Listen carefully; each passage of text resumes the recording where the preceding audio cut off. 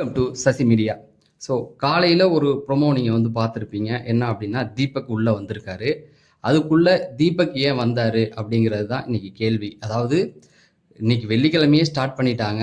அப்படி இருக்கும்போது ரொம்ப அவசரமாக தான் ஷூட் போணுச்சு. அப்படி போகும்போது இந்த ஒரு சின்ன பிரச்சனைக்காக தீபக்கை கூப்பிட்டு வர வச்சாங்களா அப்படின்னு கேட்டிங்கன்னா அது கிடையாது. உண்மையிலேயே நடந்தது வேறு. அதை பற்றி தான் இந்த வீடியோவில் நம்ம டிஸ்கஸ் பண்ண போகிறோம்.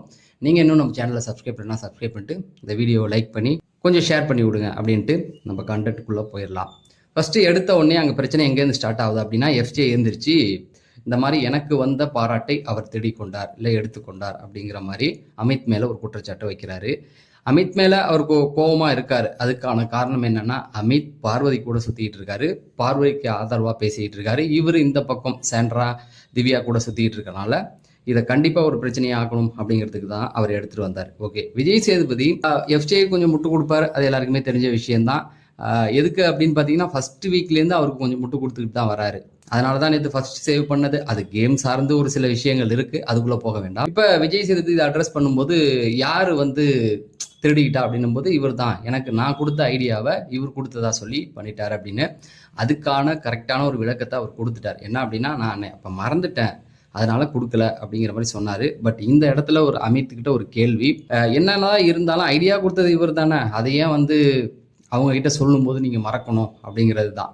ஏன்னா அது கூடவா மைண்டில் இருக்காது அப்படின்னு கேட்டிங்கன்னா, அன்னைக்கு நடந்த அந்த பிரச்சனைகள், அங்கே சுற்றி போயிட்டு இருந்த பிரச்சனைகள், அதில் சம்திங் அவர் மறந்துருக்கலாம், இல்லை வேணுக்குன்னே அவர் சொல்லாமல கூட இருந்திருக்கலாம். ஆனால் என்னுடைய பெரும் நம்பிக்கை என்ன அப்படின்னு பார்த்தீங்கன்னா, அவர் வந்து மறந்ததாக தான் இருக்கணும். என்னன்னு கேட்டிங்கன்னா, அவர் அந்த புகழ்ச்சியை வச்சுக்கிட்டு என்ன பண்ண போறாரு, ஏற்கனவே பிக் பாஸாக இருந்தவருக்கு தெரியாதா, இது ஒரு விவாதமாக போனால் நம்ம மாட்டிக்குவோம் அப்படிங்கிறதுனால அவர் மேலே எந்த பிரச்சனையும் இல்லை. ஓகே, இப்போ தீபக்கை இங்கே எதுக்கு உள்ளே கொண்டு வந்தாங்க அப்படின்னா, இதை கேட்கறதுக்காக அப்படின்னு நீங்கள் நினைக்க வேண்டாம். தீபக் உள்ளே வந்தது என்ன அப்படின்னு பார்த்தீங்கன்னா, ஏற்கனவே வீட்டுக்குள்ளே அவர் அழுதுட்டார். அவங்க நடந்த விதிமுறைகள், அவங்க பண்ண விஷயங்கள்லாம் அவருக்கு பிடிக்கல, நம்மளை ரொம்ப அவமானப்படுத்துகிறாங்க, அதுவும் துப்புனதெல்லாம் அவருக்கு வந்து பிடிக்கல. இங்கே ஒரு விஷயத்தை நீங்கள் புரிஞ்சுக்கணும், அது டாஸ்காகவே இருந்தாலும் சாப்பிடும்போது தும்மி எச்சிப்படுறது அப்படிங்கிறதுலாம் ரொம்ப கஷ்டமான ஒரு விஷயம்.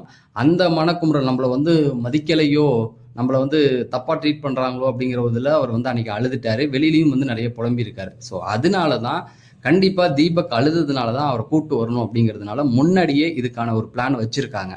ஓகேங்களா, முன்னாடியே வச்சதுனால தான் இந்த ஒரு விஷயத்தை விஜய் சேதுபதி எடுக்கிறாரு. இவர் சார்ந்த ஒரு உள்ள விஷயங்கள் இருக்கு, அதை எடுக்கலாம் அப்படின்னும் பொழுது தான் இங்கே அந்த ஒரு விவாதம் போயிட்டு இருக்கு. இப்போ நமக்கு ப்ரொமோல காட்டினது என்ன அப்படின்னா, கண்டிப்பா அமித் வந்து ரோஸ்ட் செய்யப்படுவார், ஒருவேளை அவர் மேல தப்பு இருந்தா அவரை வந்து அசிங்கப்படுத்துறதுக்காக கூட்டு வந்திருக்காங்க அப்படின்லாம் நினைக்க வேண்டாம். அதாவது தீபக் வந்தது வேற ஒரு காரணம் இருக்கு. அது என்ன காரணம் அப்படின்னு பாத்தீங்கன்னா, வீட்டில் உள்ள எல்லா கண்டஸ்டன்ட்டையும் ரோஸ்ட் பண்றதுக்கு தான் அவரை கூட்டு வந்திருக்காங்க. ஏன்னா அன்னைக்கு வந்து யாருமே அந்த சில டாஸ்க்ல எல்லாம் ஒழுங்கா இல்லை. அது எதுனா சாண்ட்ரா பண்ண அந்த டாஸ்க்னால யாருமே ஒழுங்கா இல்லை அப்படிங்கிறதுனால அதுக்கு தான் கூட்டு வந்திருக்காங்க. இங்க வந்து எஃப்ஜே அமித்தை ரோஸ்ட் பண்றது கிடையாது, வீட்டில் உள்ள எல்லாரையுமே ரோஸ்ட் பண்றதுக்கு தான். அதுதான் மெயினான ஒரு விஷயமே. நீங்க வந்து முதல்ல கேள்விப்பட்டிருப்பீங்க, இந்த மாதிரி வந்து சாண்ட்ராவுக்கு வந்து பாராட்டுகள் கிடைச்சிச்சு, அரங்கம் அதிர்ந்தது எல்லாமே இருந்தாலும் ரோஸ்ட்டும் இன்னைக்கு இருக்கு. டாஸ்காவே இருந்தாலும் நீங்க பண்ணிக்கிட்ட விதம், நீங்க எடுத்துக்கிட்ட விதம் ஓகே தான். ஆனால் நீங்க ஒரு விஷயம் பண்ணீங்க இல்லையா, தும்முனது, தொடர்ந்து போய் எச்சி துப்புனது, அது வந்து ரொம்ப தப்பு அப்படிங்கிற ரோஸ்ட்டும் இருந்திருக்கு. டாஸ்கில் யார் யார் ஒழுங்கா இல்லையோ எல்லாருக்குமே ரோஸ்ட் விழுந்திருக்கு. எஃப்ஜேக்கும் விழுந்திருக்கு, இவங்களுக்கு எல்லாருக்குமே விழுந்திருக்கு, அதில் அமித்துக்கும் விழுந்திருக்கு. இதனால அமித் ரோஸ்ட் பண்ணப்பட்டா அமித்துக்கு வந்து அவருடைய கேம் கொஞ்சம் மாறுறதுக்கு வாய்ப்பு இருக்கு.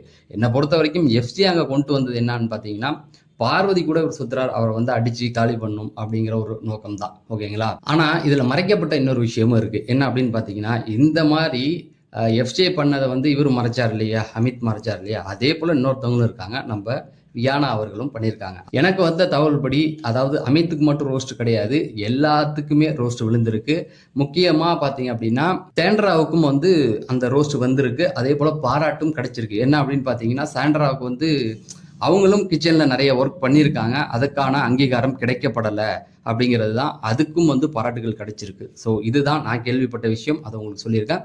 தொடர்ந்து இந்த மாதிரி பிக் பாஸ் அப்டேட்களுக்காக நம்ம சேனலை சப்ஸ்கிரைப் பண்ணிடுங்க. நம்ம அடுத்த வீடியோவில் சந்திப்போம். நன்றி, வணக்கம்.